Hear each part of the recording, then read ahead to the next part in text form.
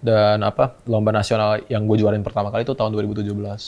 Oh, oke, itu menang pertama. Dan itu untuk memenangkan sebuah national title itu pada tahun 2017. Oh, gimana tuh perasaannya? It's a dream come true pasti bener kayak. Gue kayak gue pas malamnya gue mau tidur nih gue kadang-kadang masih nggak percaya kayak, gue juara nasional sekarang. Emang nggak it's like emang kayak berasa hard worknya paid off sih emang pasti.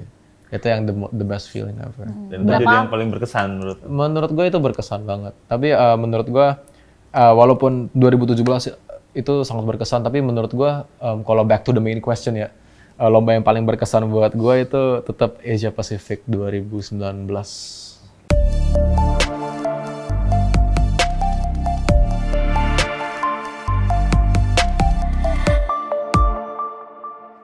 Hai Venusian, ketemu lagi bareng aku Syafira Salsabila dan juga saya Anang Fajar dalam Pintalk News Podcast. Iya, Pintalk adalah program news podcast dari Pinusi.com yang akan membahas topik menarik di setiap minggunya. Betul sekali. Dan hari ini kita kedatangan Kak Jonathan Sitanggang. Nah, untuk misalnya yang belum tahu, mungkin Kak Jonathan ini siapa sih? Siapa gitu ya Kak Jo ini ya gitu. Iya, kita boleh kenalan dulu kali ya Kak Jo ya.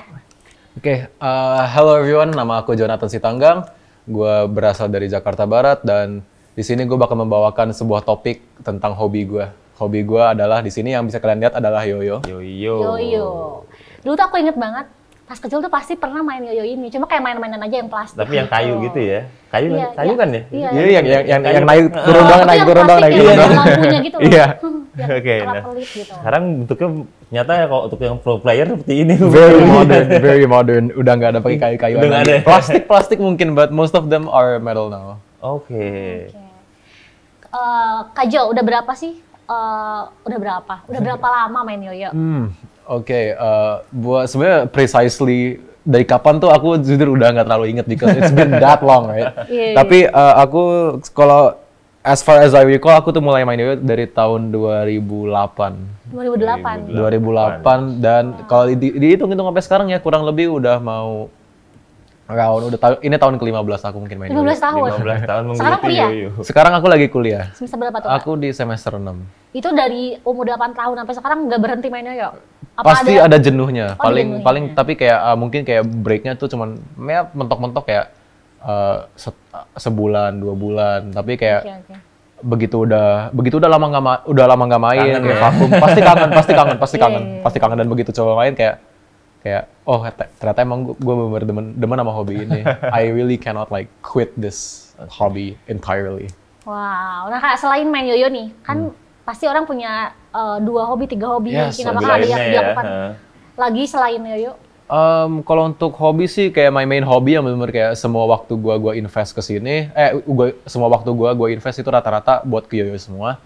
Tapi of course mungkin kayak karena di saat gue lagi jenuh sama yoyo, gue mungkin ada beberapa hobi lain. Contohnya kayak let's say gue belajar bartending sedikit-dikit. Bartending, gue pasti suka baca komik, baca buku, atau enggak kayak just hearing music in general. Oke. Nah, apa sih yang membuat lo memutuskan untuk oke deh nih, yoyo ini mau gue tekunin gitu? That's a good question honestly. Karena selama ini yang gue pikirin cuman gue main yoyo karena emang ya udah seru aja. Tangan gue tuh gampang bosen. Jadi gue butuh yoyo buat kayak biar tangan gue tuh ada geraknya lah. Iya. Karena kalau misalnya gue diem pasti tangan gue kayak kalau nggak kayak gini pindah-pindah mulu tangan gue pasti. Tapi abis gue kayak pikirin lagi kenapa gue suka banget sama yoyo. Padahal ada banyak di luar sebenarnya hobi sana yang kayak emang bisa nyibukin tangan gue. Contohnya kayak gambar, main gitar, apa segala macem. Tapi yang gue suka dari yoyo itu dan yang menurut gue membedakan dari hobi lain, the possibilities are endless with yoyoing. Kayak emang mungkin dari orang-orang tahu yoyo tuh cuma mungkin naik turun doang. Tapi sebenarnya masih ada banyak banget possibilities dan kemungkinan trik buat di-discover dari just a string and a piece of metal kayak gini. Banyak banget yang bisa diketemuin, banyak banget yang a lot of new innovations, a lot of discoveries, bener-bener banyak lah. Dan gue juga pandang yoyo sebagai seni ekspresi diri juga lah. Karena ekspresi diri. Ngomong-ngomong soal trik nih Kak, kan aku pun tahu sebagai orang awam, yoyo tuh cuma di atas, naik turun. Apakah kakak ini belajar sendiri atau ada pelatihnya gitu sih di komunitas mungkin? Kalau untuk pelatih sih, gue pribadi mungkin emang di luar sana tuh banyak ada yang kayak buka, especially kayak gue tahu beberapa ada world champion yang emang kayak buka kelas buat yoyo. Tapi kalau yes ada kelasnya kayak coachingnya gitu. Tapi gue pribadi berdasarkan pengalaman gue pribadi, gue rata-rata nggak pakai coach sih. Gue pertama emang awalnya gue belajar otodidak, tapi kemudian gue ada masuk sebuah komunitas yoyo di Jakarta Barat. Shout out to the West Yoyo community. Gue tuh pertama ketemu mereka di tahun 2009 2010. Mereka lagi gathering dan dari situ itu pertama kalinya kayak gue benar-benar belajar sama orang lain gitu loh. Dan di komunitas itu emang saling belajar mengajar. Jadi dibilang ada coachnya enggak, tapi it's more like we learn a lot from each other. Oh, kalau menurut pengalaman kakak sendiri lebih gampang otodidak, mungkin lihat video atau gimana? Apa belajar bareng atau ketika diajarin sama coach? Sebenarnya kalau menurut gue itu balik ke pribadi orang masing-masing sih. Tapi emang ada tiap masing-masing tuh ada pros and cons-nya. Kalau emang dari video, kalau emang belajar dari otodidak dari video toh, mungkin kalau lu misalnya kayak nyangkut di satu bagian trik ini, lu kayak udah nggak tahu lagi nih cara. Soalnya kan lu cuma ada bekal video doang kan. Cuma ada bekal video doang. Tapi kalau misalnya kayak emang let's say kayak belajar dari komunitas, lu bener-bener kayak diajarin dari nol dan dari situ lagi bakal ngerembet lagi. Kalau lu udah selesai diajarin trik ini, pasti dibilang, oh sebenarnya dari trik ini bisa lu kembangin lagi kayak gini. Oh, jadi bisa lu kembangin lagi. It widens a lot. It gives you a very broad explanation on it.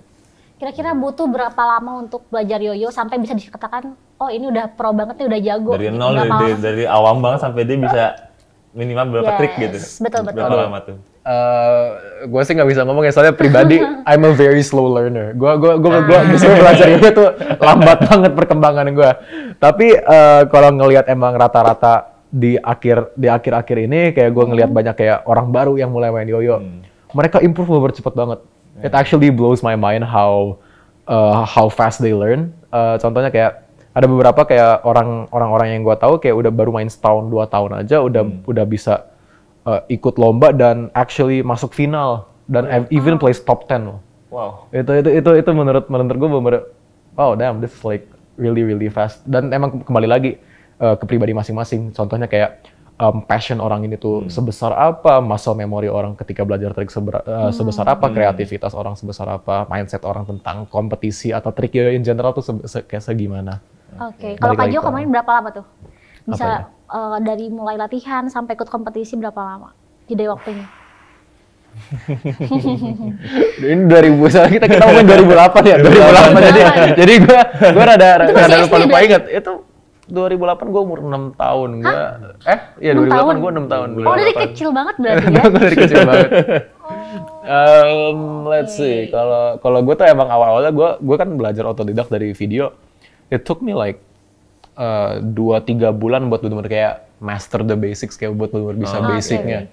Dan dari situ emang kayak gue kembangin trik-trik yang gue punya aja ya, yang gue tahu. Gue cuman taunya tuh ya udah trik-trik yang ada di YouTube gitu loh, yang YouTube ya gue tutorial yang ada, gue cuma taunya di situ doang. Dan gue tuh bener-bener nggak tahu kalau emang lu bisa bikin kreasi trik lu sendiri gitu. Karena pas itu mungkin kreativitas gue belum jalan, mungkin ya, I don't know about it. Tapi sekarang gue udah ada kreativitas gue sendiri, of course. Dan gue untuk kompetisi pertama gue inget banget itu tahun 2013 itu kok seinget gue dia di Mall Karawaci. Itu pertama kali gue lomba, itu lomba tingkat regional. Dan gue juara terakhir. Juara terakhir itu gimana? Bontot dari 30 peserta gue juara 3, gue peringkat 30. 30. Oke, tapi wajar ya. Proses lah ya. It's a process. First step ya kan gitu. 30 atau 15 gitu, gue lupa banget. Intinya peringkat paling bawah gue di kompetisi itu. Tapi kapok enggak lah ya? Oh enggak, itu malah jadiin gue motivasi. Oke, ketika lu ngulik satu trik nih, selalu dari ngeliat sampai lu bisa tuh butuh berapa lama prosesnya? Wow. Soalnya basically apa yang gue percaya tuh dalam trik yoyo tuh ada 2 faktor, kreativitas sama hoki. Tetap ada faktor luck-nya ya? Ada faktor luck-nya, kayak kadang-kadang I was just messing around, right? Kayak gue cuma main iseng-iseng, tiba-tiba ketemu kayak sebuah trik baru, gue kayak, oh apa nih? Kayak bisa, abis itu gue kayak kembangin lagi, ternyata kayak, oh ternyata bisa kayak gini ya, triknya kayak gini. Dan itu, it usually the span of time buat kayak gue nyari trik buat create a whole new trick ya.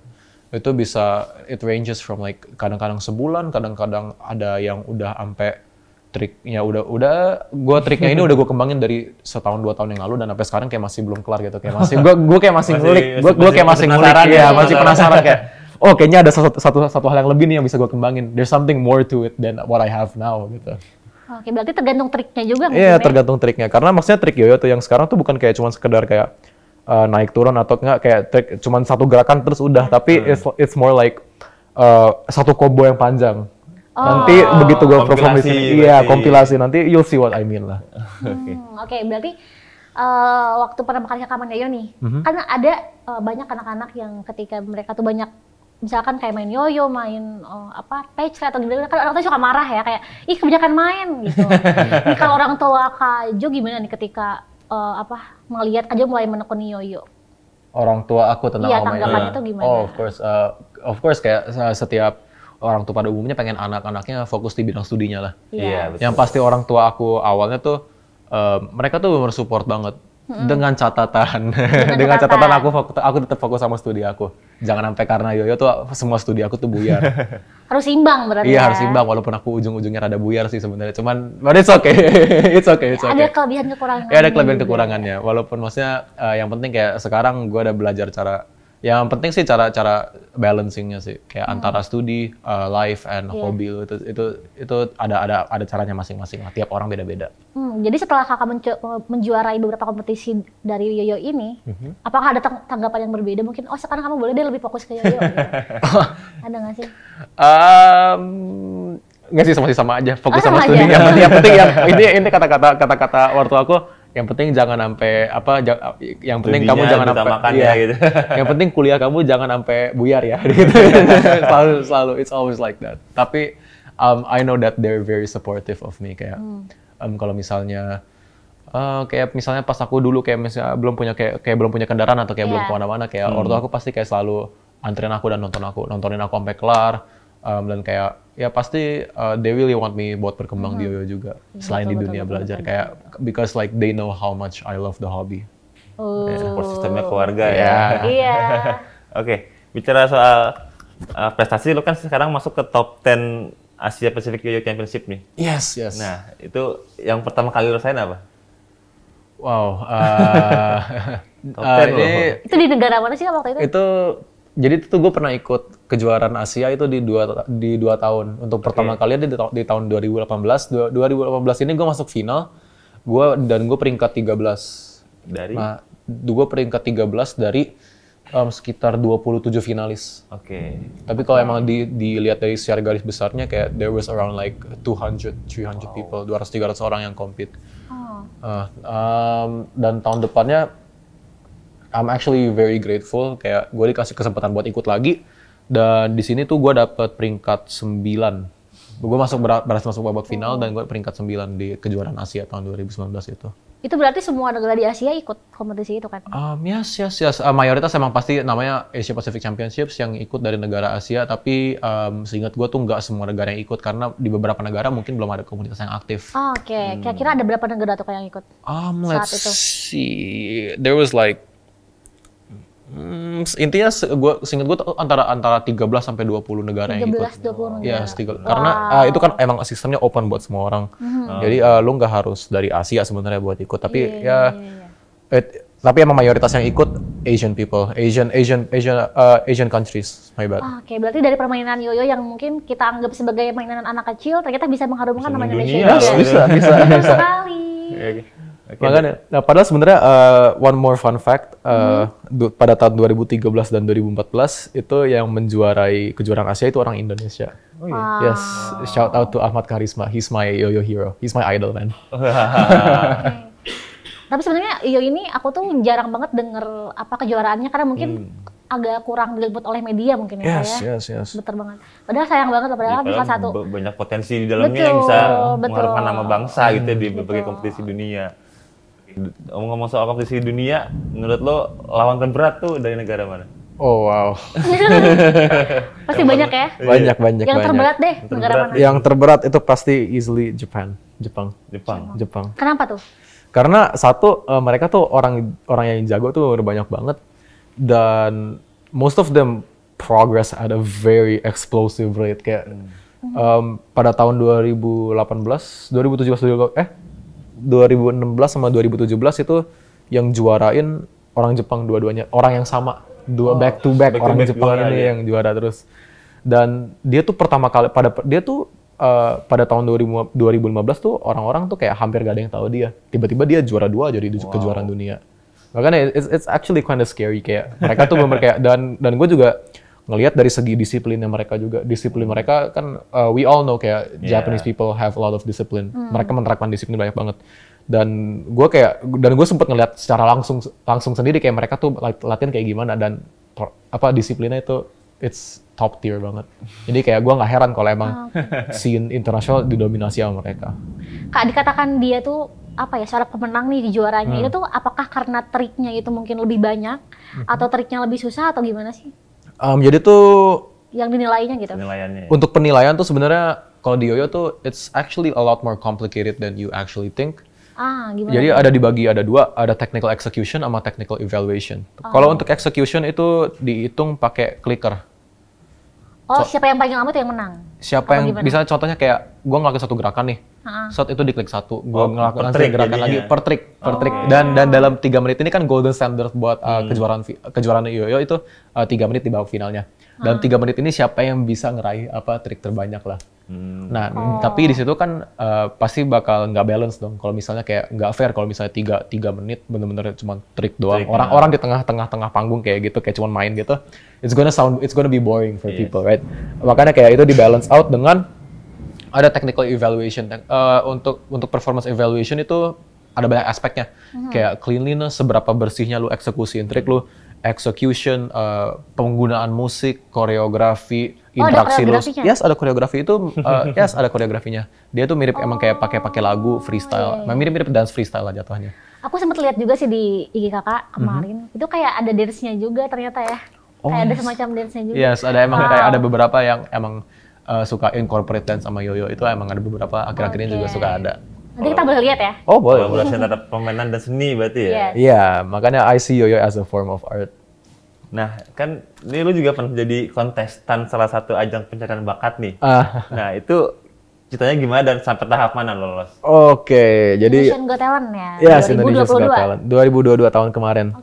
Jadi tuh awalnya gue inget banget gue tuh lagi nyantai doang di rumah, tiba-tiba gue buka IG gue ada message request, ternyata ada krunya tiba-tiba ngomong kan, halo gue dari ini gue selaku kru ini pengen ngajak kakak buat ikut ajang audisi Indonesia's Got Talent, dan itu prosedurnya kayak aku ngerekam diri aku sendiri, perkenalan aku tuh kayak gimana.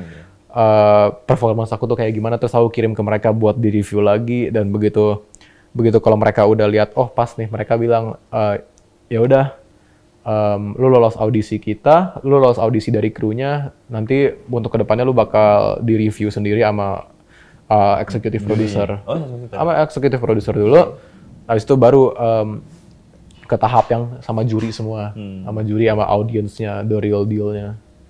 Dan untuk di Indonesia's Got Talent itu gue lolos, jadi itu ada beberapa babak ya, auditions, judges cuts, quarter final, semi final, semi final, road to final, sama grand final, ada 6 babak. Gue cuma lolos sampai babak judges cut doang. Di babak judges cut gue tuh kayak eliminasi. Tapi untuk sampai babak itu pun udah luar biasa. Ya menurut gue untuk kayak gue sampai di tahap itu kayak, dan di tahap kayak udah bisa lolos sampai kayak tampil depan judges, it's a great honor for me. Dan nggak semua orang bisa kayak itu. Gitu. Dan emang kayak banyak experience yang gue dapet. Makanya kayak I'm grateful for it. Aku pun pernah lihat kan kakak kayak duet gitu berdua kan. Itu sama teman kakak. Oh iya. Sama-sama juga. Apakah berdua daftarnya? Enggak. Sebenarnya itu emang itu 2 audisi yang berbeda. Cuman karena mungkin gue nggak tahu alasannya, mungkin kejar jam tayang mungkin ya. Gue digabung sama dia. Jadi kayak seakan-akan gue duet sama dia, padahal enggak. Ini teman gue namanya Atalah. Dia he's like gue bisa bilang kayak dia juniornya gue lah, kayak emang kayak sempat bukan junior banget sih sebenarnya. Kayak emang gue main yo-yo, abis itu nggak lama dia ikutan main, terus kayak emang sering belajar bareng juga. Dia tuh ikut bareng gue. Emang kita diundang lewat orang yang sama. Dan kita emang sempat di pitch buat ngelakuin duet kayak bener tampil di panggung berdua. Tapi pas itu kita karena kita berdua tuh kita bilang kita kayak agree lah buat nggak dulu karena it's on very short notice. Satu mendadak banget. Terus kedua kayak menurut gue kayak stylenya gue sama dia itu rada tabrakan. Menurut gue style gue sama dia rada tabrakan. Ya, dan kalau sebenarnya dibilang cocok pun bisa dicocokin. Tapi menurut gue dalam time frame sesempit itu buat persiapan acara skala nasional, gue bilang kita berdua belum pede. We need a lot of preparation to do like a yo-yo duet sebenarnya. Kan bisa dibilang kakak Jo ini kan banyak banget ikut pertandingan ya. Kira-kira apa sih ketika mengikuti pertandingan itu hal yang terberat gitu ketika dilewatin dalam prosesnya? Hal yang paling berat menurut gue this is a hard one. Soalnya emang in general it's just pretty much hard buat konstruksi freestyle itu sendiri. Tapi kalau untuk the contest experience in its own, the championship experience on its own, gue tuh rada susah di bagian kayak gue tuh kadang-kadang abis begitu gue kelar lomba, dan misalnya gue menang, emang pasti gue seneng. Tapi yang langsung kepikiran buat gue, ini gimana cara gue untuk lomba berikutnya gue bisa mempertahankan ini dan membuat sebuah performance yang lebih bagus daripada ini. Itu menurut gue itu yang susah, tapi at the same time it excites me a lot. Dan kakak pun menjadi champion di National Championship Yoyo ya? Iya, itu pernah. Itu di Indonesia tapi? Itu di Indonesia dong, pasti. Itu ada berapa banyak tuh peserta yang ikut di pertandingan itu? Gue kurang ingat sih, tapi pas itu gue berhasil juara 1 di Indonesia National Yoyo Championship. Itu pas itu di Jogja di tahun 2017. Oh, 17. I got first place. Di situ seingat gue ada 180 atau 100 kontestan gitu. I kind of forgot. Oh, itu berarti sebelum ke yang Japan itu? Oh, itu Japan sih, Singapura. Asia Pasifik, ya. Itu yang sebelum yang Asia Pasifik itu. Sebelum itu pun gue tuh nggak pernah lomba keluar negeri sebelum itu. Jadi pertama kali gue lomba keluar negeri tahun 2018. Dan lomba nasional yang gue juarin pertama kali itu tahun 2017. Oke, itu menang pertama. Dan itu untuk memenangkan sebuah national title itu pada tahun 2017. Gimana tuh perasaannya? It's a dream come true pasti bener kayak. Gue kayak gue pas malamnya gue mau tidur nih gue kadang-kadang masih nggak percaya kayak gue juara nasional sekarang. Emang nggak it's like emang kayak berasa hard worknya paid off sih emang pasti. Itu yang the best feeling ever. Dan itu jadi yang paling berkesan menurut gue itu berkesan banget. Tapi menurut gue walaupun 2017 itu sangat berkesan, tapi menurut gue kalau back to the main question ya, lomba yang paling berkesan buat gue itu tetap Asia Pacific 2019. Kenapa? Karena ngomong jujur tuh tahun 2019 itu gue bener gak expect gue juara 9 sama sekali. Gue tuh I'm gonna be honest with you, menurut gue itu salah satu performance gue yang menurut gue jelek. Menurut gue jelek. Kayak ibaratnya kalau lu dance freestyle kayak di 10 detik pertama kayak kaki lo kepleset gitu lah. Gampang kayak gitu. Kayak apa 10 detik pertama yoyo gue nyangkut. Yoyo gue langsung kelibet gue kayak, dan itu gue udah kayak siapin itu freestyle, itu koreografi sekitar kayak 6 bulan 7 bulan sebelum lombanya kan. Gue emang udah prepare banget. Dan begitu kayak pas gue di panggung hari H-nya 10 detik pertama gue langsung kayak belibet gitu kayak gue kayak I'm done. Tapi di situ gue sedih banget. Di situ gue sedih banget. Gue berasa kayak semua kerja keras gue langsung hilang gitu aja. Dengan ya dalam 10 detik kerja keras gue berasa hilang begitu aja. Tapi menurut gue kenapa berkesan karena di sini gue udah kayak bisa prediksi nih kayak ya udahlah, gue mau juara terakhir, gue mau juara 15, juara lebih rendah daripada tahun lalu, ya udahlah. Nanti udah berusaha lah ya. Udah amat. Karena yang paling penting balik lagi pengalamannya ya. Yes. Bisa evaluasi ya ke depannya. Ya, dan begitu result keluar, gue malah ngelihat, gue langsung lihat dari posisi paling bawah dulu. Ini gue paling bawah, gue bukan ya. Paling bawah gue bukan. Udah pede ya. Dan ternyata pas gue lihat, gue masuk top 10, I was like, I was like, wow.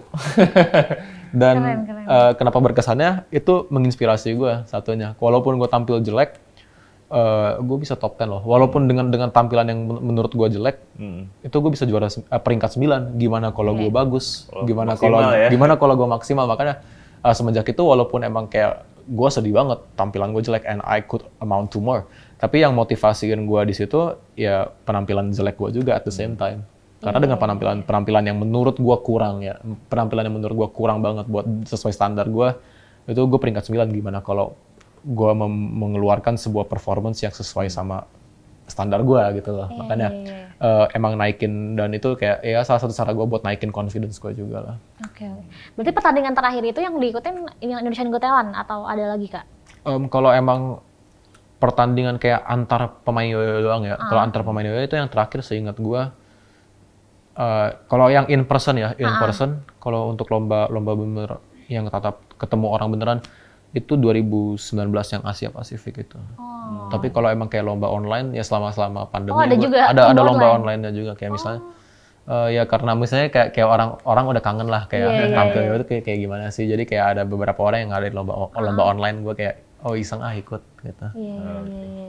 Oke Jo, tadi kita sempat ngobrol di sebelum syuting, katanya ini kan benda bersejarah nih buat lo. Oke. Bisa diceritain nggak? Apa sih makna di balik yoyo yang ada di dalam ada box tanda ini? tangan Ada beberapa tanda tangan juga. Jadi ini yoyo yang gue pakai dari di Indonesia's Got Talent 2022 pada babak audisi. Dan di babak audisi ini I made so many friends and like so many lessons I've got from these people. Makanya kayak gue pengen ya ibaratnya abadiin ini lah. Kayak gue akhirnya kayak minta kontestan buat tanda tanganin semua gue ngumpulin sebanyak mungkin kontestan terus buat tanda tanganin box ini. Dan ini yoyo yang gue pakai di Indonesia's Got Talent. Semenjak yoyo ini kembali ke tangan gue di panggung ini, gue nggak pernah pakai lagi. Jadi ke tangan ini gimana? Kayak misalnya kayak begitu gue kelarin performance gue, yoyo ini nggak pernah gue mainin lagi. Kenapa? Karena ya I want to preserve it, kayak ini yoyo bersejarah loh. Ini yoyo yang gue pakai buat Indonesia's Got Talent. Gue kayak pengen gue udah nggak mau mainin yoyo ini lagi. Gue pengen kayak taruh di lemari gue. Dipensiunkan berarti. Gue kayak this is like it means a lot to me.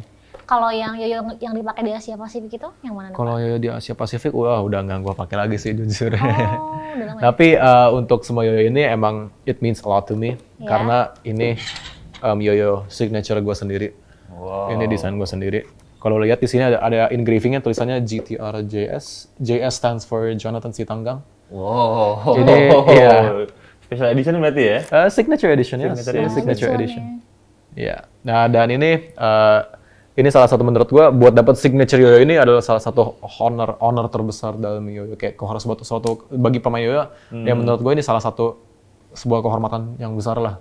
Kayak lu udah sangat berkarya di dunia ini sampai lu akhirnya deserve buat punya yoyo atas nama diri lu sendiri. Kayak misalnya di Nike dia collab sama Jordan. Ya, ibarat kayak Michael Jordan collab sama Nike buat bikin Air Jordan sama kayak yoyo. Dan gue kayak bener-bener senang banget, kayak it could be ini bener-bener kayak mimpi gue dari awal gue main banget, kayak gue kayak ngelihat gila keren banget ya pemain-pemain kayak gini punya signature yoyo. Kayak pas itu dulu gue kira ya udahlah gue main aja, gue paling ya signature yoyo ya kalau mungkin kalau emang gue deserve ya dapat lah, cuman gue udah nggak ngarep lagi gitu. Tapi thanks to my family Duncan dan tim Duncan, shout out to them, they made my dream come true. Duncan ini nama produsen dari yoyo ini. Iya, gue collab, gue timnya mereka, Kalau ngomongin soal harga nih Kak, yang paling mahal yang mana? Apakah yang merah? Sebenarnya ini semua yoyo yang ini signature gue semua, cuma beda warna aja. Oh, yang ini juga sama? Yang ini enggak.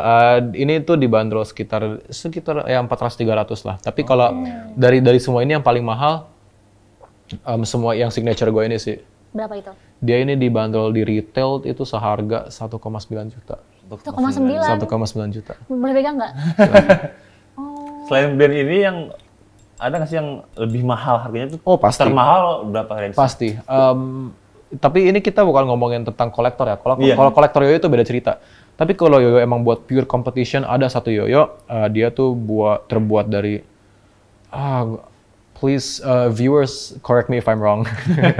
You can do your own research, but ada satu yoyo namanya Anglam MGSS. Seingat gue dia itu dia dari magnesium sama stainless steel. Seingat gue dia itu 11 atau 12 juta.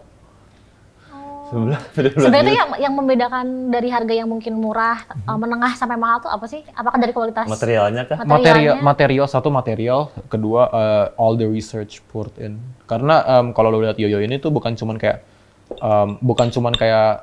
apa balok aluminium semata, tapi dia tuh lebih ke arah bagian di sini ini dikopongin nih, bagian ini aluminiumnya ditipisin, weight distributionnya itu diatur biar yoyonya ini bisa lebih cepat atau lebih muter lebih lama atau misalnya bisa lebih more glides on the string better. Tapi itu juga faktornya juga sih buat research and development-nya, desainnya, materialnya juga ngaruh. Dan ini kan yoyo kan ini namanya yoyo bimetal ya. Ini bimetal. Dia ini sesuai namanya terbuat dari dua jenis metal. Yang pink ini itu aluminium. Oke. Kalau untuk yang silver ini dia itu bahannya dari stainless steel. Stainless. Iya, dia dari stainless dan emang untuk proses mesinnya itu lebih mahal. Machiningnya pasti lebih mahal karena menggabungkan ngepres dua material jadi satu kan. Dan engineeringnya untuk machiningnya juga pasti lebih susah dibanding kayak yoyo biasa yang monometalnya. Kalau yang ini plastik ya? Kalau yang ini plastik, dia ini salah satu yoyo ini, it's a legendary yoyo sih. Ini emang kayak yoyo retro banget ini. Ini dari yoyo ini namanya freehand. Bukan. Ini pertama dirilis tahun 2001, namanya Freehand One by Duncan. Tapi di tahun 2020-2021, seingat gue the past 2 years mereka kayak remake di retro lagi dibikin. Jadi the exact same way they used to make it. Jadi ini kayak remake-nya. Walaupun not the OG, tapi it's like the OG. Tapi untuk kompetisi sendiri yang diperbolehkan itu semua ini atau cuma yang metal aja atau anything you want to use? Iya, kembali ke skill. Kembali ke skill sama playernya emang nyaman pakai yoyo apa. Karena ya nggak menentukan kayak mahalnya yoyo itu berapa. Soalnya ya karena sekali lagi kayak ada kok kayak juara nasional US dia tuh pakai yoyo $15 doang. Sedangkan kayak kompetitor lainnya pakai $150, $200, $100. Maksudnya it all comes back to the skill. Oke. Kak, kan Kakak udah bisa dibilang tuh udah belasan tahun mungkin ya main yoyo. Apakah kedepannya akan terus menekun yoyo ini mungkin dijadikan pekerjaan utama atau apakah ada hal atau yang membuka kelas mungkin coaching yoyo? Maybe. Tapi karena satu gue pribadi mandang yoyo sebagai hobi, sebagai stress relief. Yes. Gue jujur mungkin belum tertarik buat jadiin yoyo ini sebagai emang kayak bener karir utama gue karena gue nggak mau kayak hobi gue diduitin karena begitu gue nggak mau gampang jenuh gitu karena gue kalau jenuh larinya ke yoyo ya. Kalau misalnya gue jenuh nyari duit masa gue lari ke pekerjaan gue juga kan makin bingung dong ya. Iya. Tapi gue intinya kayak gue nggak mau bikin yoyo yang harusnya buat melepas stres gue jadi sumber stres gue. Itu sih. Tapi pasti untuk tetap aktif di yoyo, untuk tetap main yoyo terus itu pastilah, gue pasti bakal. It's something I really love. Cuman untuk gue tekunin dalam kehidupan gue belum jadi my main source of income, gue jadiin kayak karir utama gue. Gue belum ada plan buat ke situ sih, jujurnya. Kecuali kalau emang dibukakan sebuah jalan kayak atau gue ada berubah pikiran, ya mungkin gue pengen. Pokoknya yang terbaik aja ya. Yes. We'll just see how life figures out the way. Oke, harapan lu di dunia yoyo atau ada nggak sih yang goals yang mau lu capai dalam waktu dekat atau long termnya tuh apa sih? Untuk long termnya, kalau buat gue pribadi ya, kalau untuk goals gue pribadi, jujur gue pengen setidaknya sebelum kayak gue udah sibuk sama real life kayak gue kan sekarang kuliah ya, nanti gue lulus dapat kerja ini. Sebelum itu gue setidaknya kayak pengen memenangkan kejuaraan dunia, memenangkan kejuaraan Asia lah setidaknya. Tapi in general gue pengen jadi kayak semua trik gue, kreativitas gue kayak inspirasi buat kayak up and coming players lah, buat pemain mau pemain lama, pemain baru, gue pengen jadi inspirasi buat mereka. Kayak gue pengen influence mereka. Dan kalau untuk kayak ke orang awam, gue juga pengen kayak gue pengen nunjukin kalau ke orang awam kalau yoyo tuh sebenarnya it's not only a toy, it's also a form of self expression, it's also a form of art menurut. Oke. Pesan yang mau Kak Jo sampaikan nih untuk di luar sana yang mungkin sama-sama juga pemain yoyo, biar bisa mengikuti pertandingan dan juga menjuarai juga. Apa tuh pesannya, Kak? Oke, mungkin omongan gue sih bakal basi banget ya, tapi bakal basi banget ya omongan gue. Tapi keep being yourself, keep on practicing. Just do you. If you keep doing yourself, if you keep being yourself, and like work hard enough, work even harder than you are right now, you're gonna go a long way. Menurut gue selama passion lu terus ada dan lu tetap ada motivasi, ada semangat buat terus belajar, terus latihan, it'll open up, a way will open up for you buat lu berkembang lebih lanjut lagi, and you'll get there. Oke. Tadi lu bicara soal kejuaraan dunia. Itu diselenggarakannya per tahun kah? Atau ada waktu sendiri untuk? Oh, dia itu per tahun, Kak. Dia per tahun. Jadi untuk per tahun, karena tapi yang terakhir itu lomba kejuaraan dunia itu tahun 2019 karena ya pandemi lah. Tapi untuk akhirnya pada tahun ini bakal diselenggarakan kembali, dan untuk tahun ini dia bakal diselenggarakan di Osaka, Jepang. Jepang. Iya. Ikut. Gue lagi ngurus visa buat ke sana. Gue lagi ngurus visa. Wah, ya. Gue lagi berusaha sebisa mungkin buat kayak berangkat ke sana tahun ini. Untuk bisa ikut ke kejuaraan dunia itu sebenarnya syaratnya apa aja sih? Apakah yang modal PD aja itu atau harus ada seleksi di level nasionalnya sendiri gitu? Modal PD aja sih. It's open for everyone. Tapi ya bakal tergantung sama kayak misalnya placement lo di nasional. Ada beberapa privilege juga. Contohnya kayak kan ada 4 babak nih. Wild card, preliminaries, semifinal, and finals. Kalau misalnya pada tahun ini gue menjadi juara nasional, gue otomatis bakal langsung dapat tiket ke semifinal. Jadi begitu gue ikut lomba, gue langsung masuk semifinal. Gue nggak perlu ikut 2 babak sebelumnya, wildcard sama prelim lagi. Gue bisa langsung masuk semifinal. Makanya kayak it has a lot of privilege juga untuk menjadi juara nasional atau juara Asia, itu privilege-nya ada. Jadi nanti lo langsung ke semifinal nih? Untuk tahun ini belum diselenggarakan sih lomba nasional, tapi emang bakal diselenggarakan. Cuman gue belum tahu kapan sih jujur. Gue belum nyari info itu kapan. Tapi I really hope I win it. Gue emang gue juga ngincer menang juga. Udah prepare apa ya sebelum ikut ke Jepang itu? Oh, untuk ya gue udah prepare banyak sih. Soalnya sebenarnya kayak dari freestyle, dari lagu, bahkan kayak outfit yang mau gue pakai tuh kayak gimana, pembawaan diri gue tuh kayak gimana di panggung, itu udah gue siapin dari sekarang. Dan gue siapin ya especially ya pasti fundamentalsnya lah, kayak visanya, buat uangnya buat kesana lah pasti satu lagi juga itu. Iya, akomodasi lah buat kesana itu pasti juga butuh. Oke deh, Kak Jo, semangat ya, semoga berhasil membawa harum nama Indonesia di Osaka. Thank you kalian, thank you. Dan sesuai dengan janji kita tadi ya, Kak Jo, ya kita dan tim usia di rumah juga mau lihat gimana sih sebenarnya kalau Kak Jo main Yoyo secara langsung di Pintok. Oke. Boleh kali ya? Boleh dong.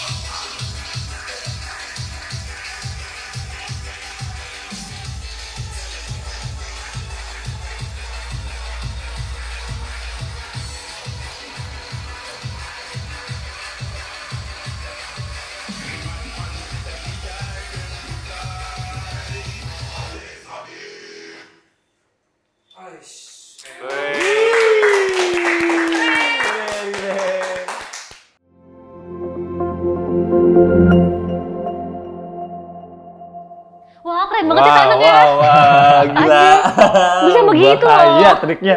Sampai ada yang semuter kayak gini terus menangnya sampai wah coba gini. Wow. Boleh gak sih? Keren Aneh banget. dah, bisa begitu Kok kan. bisa kayak lentur gitu loh. Dan pasti balik ke dia lagi. Ya nggak salah dong, berapa 15 tahun ya mainnya ya? Almost 14, 15 lah. Wow. Gak heran sih. Gak heran bisa begini. Gak heran kalau jadi top 10-nya Asia Pasifik. Betul. Oke, Keren. permisian. Oke. Itu dia mungkin ya episode kita kali ini ya. Iya. Dan terima kasih juga nih khususnya Thank untuk you, Ajur. udah datang ke studio Pinto It's kali a ini. pleasure. Thank you juga Jangan buat kesempatannya. kapok kesini. Sukses terus di Betul. karir Thank dan you. pendidikan dan lain-lainnya pokoknya semuanya. Amin. Thank you Kak, thank you. Nah, seperti itu ya Pinusian.